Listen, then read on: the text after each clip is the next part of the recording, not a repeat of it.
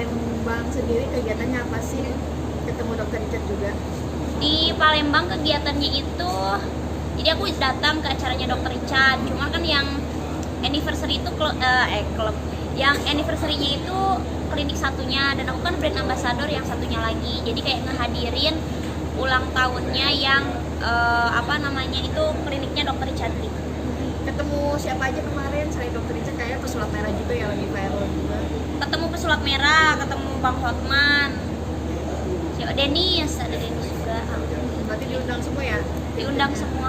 Nah, yang lucu ini ketika dirimu menawarkan ingin jadi aspri Bang Hotman, tapi justru malah ditolak sama Bang Hotman. Aku juga bercandaan, nggak tahu, karena aku kayak, bang, aku jomblo nih bang, aku jadi asprinya Bang Hotman. Enggak ah, lu sekarang nggak seksi katanya gitu, karena aku sekarang suka pakai baju-baju tertutup. Enggak, pokoknya abang itu harus yang seksi katanya, kayak gitu. Dia punya kriteria sendiri, nggak bisa. Tapi Dinar sendiri memang mau merubah image atau seperti apa sih Dinar? Nggak sih, barbar lagi. Bukan kan, kalau kemarin tuh lagi apa ya namanya, lagi pengen ketutup aja. Tapi kan kalau sekarang kan lagi tur lagi nge-DJ lagi tur kemana-mana, jadi ya bajunya tuh ngetat tapi nggak terlalu kebuka-buka gitu sih, tapi tetap ngetat karena kan bajunya tetap harus mini-mini. Kalau terlalu panjang panas lagi perform.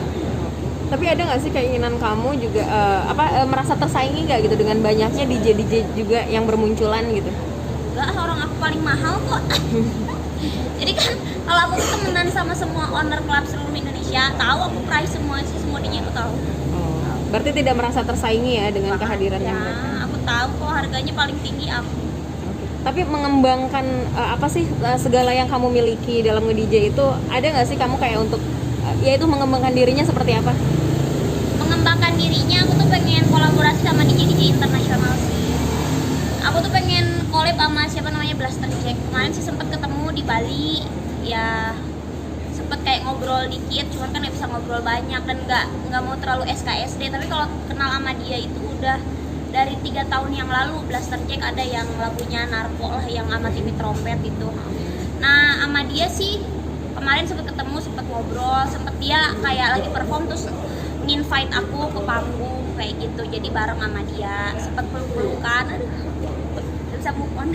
Pengen berkarir di luar negeri juga nggak sih Dinar gitu?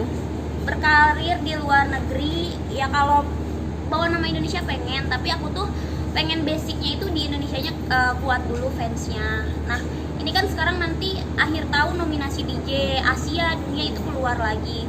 Jadi kan kalau tahun kemarin aku ranking 9 di Asia. Nah, nggak tahu kalau tahun ini ranking berapa, tapi aku udah lihat sih nominasinya kayaknya ranking ke-5.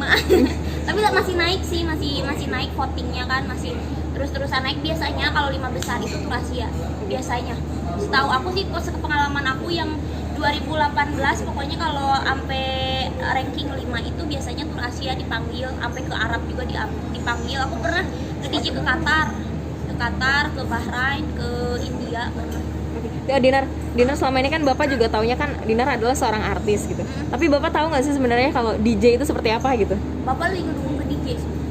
Karena kan tahu dari penghasilannya kan, kalau Bapak itu tahu kayak aku tuh kayak beli rumah, beli mobil itu tuh bisa 70%-nya tuh dari DJ. Kalau yang lainnya tuh mungkin dari syuting atau dari endorse itu dikit malah.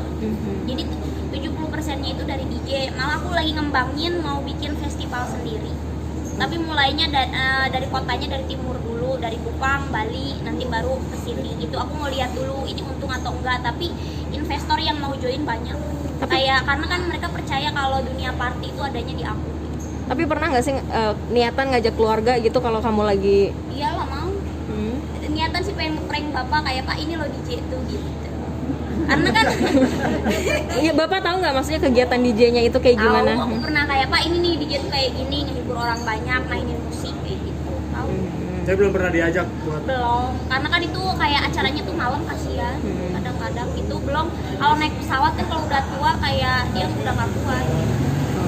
Tadi kan spill masa jomblo susah move on, apa yang Susah move on sembarangan. Susah move on itu maksudnya move on kemarin ketemu yang DJ internasional, kayak nggak bisa move on. Soalnya kan dia ada adegan buka baju gitu pas perform buka baju belum kepikiran nyari pacar baru lagi. Enggak, mendingan kayak gini, lebih banyak duitnya. Kalau kayak gini kan bebas, kayak aku mau ngerjain ini, malah aku kayak hari ini aja kayak beberapa kegiatan meeting terus, karena aku mau bikin acara sendiri kan, festival sendiri, tanggung jawabnya besar karena aku bawa artis lain. Berarti kemarin pacaran merasa dibatasi ya? Dibatasin kemarin pas pacaran, kayak banyak yang terbatas, cuman kan waktu itu emang lagi covid pacarannya, emang nggak terlalu banyak kegiatan.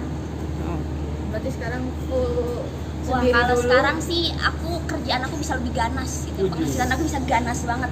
Maksud aku tuh kalau aku single tuh aku tuh kayak bisa mengeksplor apapun kayak gitu, bisnis, syuting masih jalan, DJ apalagi kayak gitu. Jadi aku tuh lagi ngembangin ke bisnisnya. Jadi aku tuh jangan yang perform terus di depan, tapi aku harus di belakang juga. Jadi ada beberapa pengusaha yang memang pakai otak aku gitu. Walaupun kayak kelihatannya kalau di TV tuh belah-belah gitu ya, kayak blow on gitu akunya.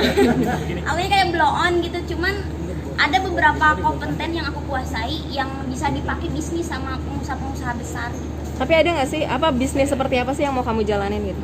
Kalau aku bikin festival yang pertama itu, dan ada beberapa investor yang mau masuk. Terus ada ini juga apa kayak aplikasi dari luar negeri itu tuh nanti itu pakai aku juga, otaknya dalangnya aku. Jadi kayak aku ngajuin set, terus mereka approve, dan mereka udah bikin kantor daerah Gandaria, kantornya gede banget, dan aplikasinya belum launching. Berarti semenjak jomblo nih justru malah makin karir lo makin Bisa melebarkan sayap ya. Bisa melebarkan sayap. Jadi pas jomblo melebarkan sayap.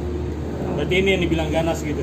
Ganas Makin dong, ganas. karena ini kalau jadi semua penghasilannya bukan main kan, mainannya bukan puluhan ratusan, ini miliaran ke atas, miliaran puluh miliar lah. Berarti lo Targetnya sekarang udah bebas dapet. ya? Berarti udah mulai bebas pakaian juga, karena kan kemarin kalau sama Rito lu ditahan-tahan mesti rapi, mesti tertutup. Nah sekarang Kalau lu bisa terlalu rapi di dunia DJ kayak primitif aku.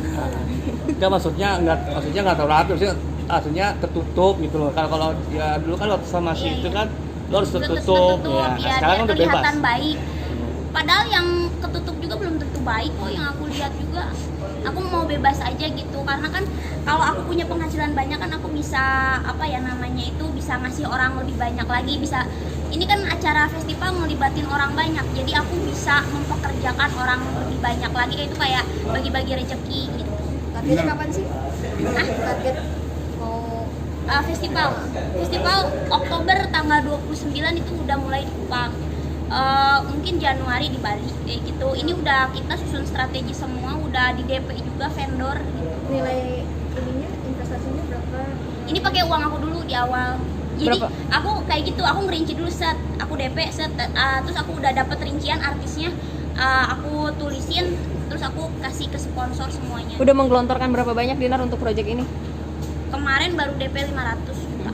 500. Itu baru kayak DP venue, apa namanya itu, panggung, sound, si DJ kayak gitu-gitu. Karena harus di DP dari sekarang, karena kan akhir tahun mau banyak event, jadi aku harus dari sekarang. Kalau aku nggak mulai dari sekarang, jadi kapan lagi? Jadi kalau secara ini bangkrut pasti takut bangkrut gitu. Cuman kalau perhitungan aku nggak berani terjun, nggak akan pernah terjadi, dan aku nggak akan pernah belajar gitu. Awalnya Berarti ini jatuhnya kayak promotor gitu nggak sih?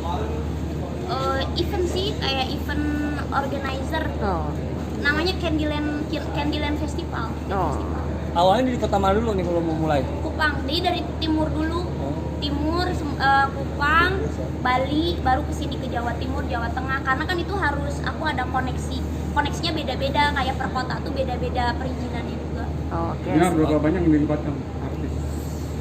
Artis aku ngundangnya cewek-cewek dulu, yang milenial. Contohnya? Contohnya seperti Sarah Fazira kemarin aku baru kontak Sarah Fazira, terus ada Berliana Lovel, yang lainnya DJ. Nah jadi aku bikinnya Indonesian Heroes dulu, Indonesian Heroes. Habis itu nanti kalau memang sukses aku baru mau undang DJ luar negeri. Natali sendiri lu nggak undang? Natali Osler? Apa? Natali Osler? Oh Nata? Ya kan nggak enak, Natali udah tutup. sahabat teh Nikita nggak diundang juga. Siapa? Cinta? Nikita. Oh Nikita Mirzani. Ya, Nikita takut mahal. Iya, kalau dia maunya yang gede-gede harganya. Cuman kan aku ini lagi ngetes dulu kan, yang deket-deket dulu. Teman-teman mau nggak dengan budget segini? Aku soalnya aku bayar sendiri dulu. Nanti kalau memang untung dari sponsor aku nanti kasih lagi gitu. Oh. Ini persahabatan sih ini. Cuman aku mau mulai dulu gitu. Oh, Oke, makasih. Siap, thank you Dinar.